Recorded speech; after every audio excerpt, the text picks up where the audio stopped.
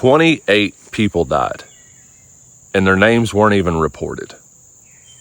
28 people died, and the news wouldn't even say their names. Now, you would think that would be a bigger story, wouldn't you?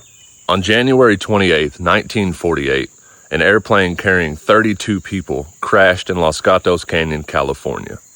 4 Americans and 28 Mexican migrant farm workers being deported back to Mexico were on board. Everyone on the plane died.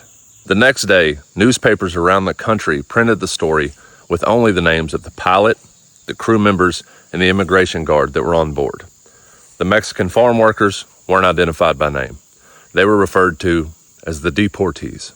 28 real individuals with separate lives, with families, with names, with personalities, all clumped together and referred to with one word, Deportees, as if that's all they were, like they didn't matter at all.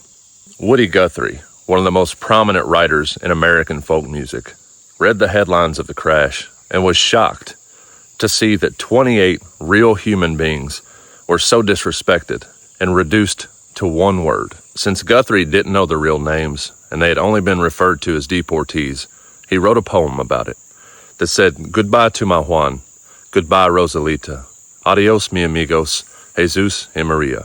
These weren't the victims' actual names, of course, but each name chosen for this poem represented one of the 28 lost souls that were seemingly forgotten. Then, almost a decade later, a school teacher named Martin Hoffman wrote a beautifully haunting melody that turned this Woody Guthrie poem into a song.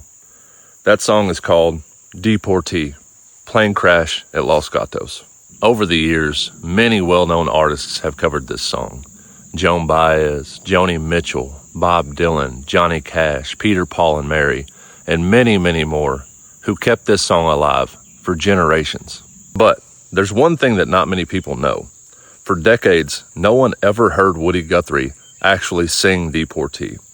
And in 2025, a home recording of Guthrie singing this song was restored and released.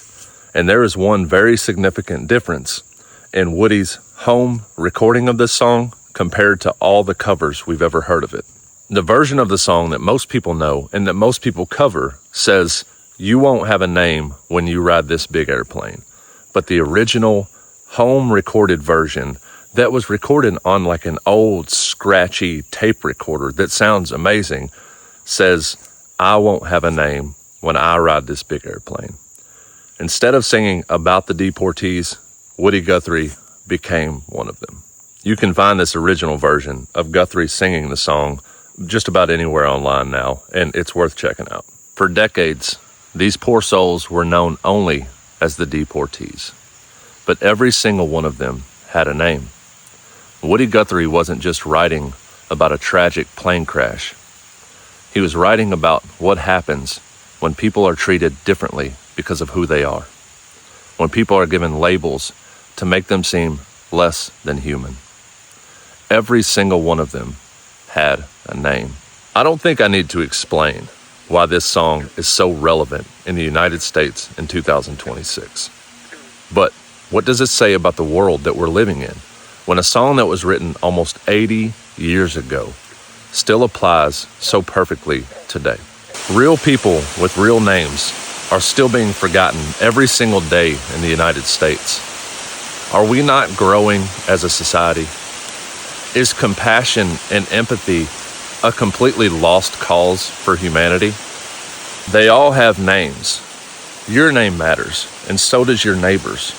This land is your land, this land is my land, right? We are all human. This song is very powerful, and this is why music matters.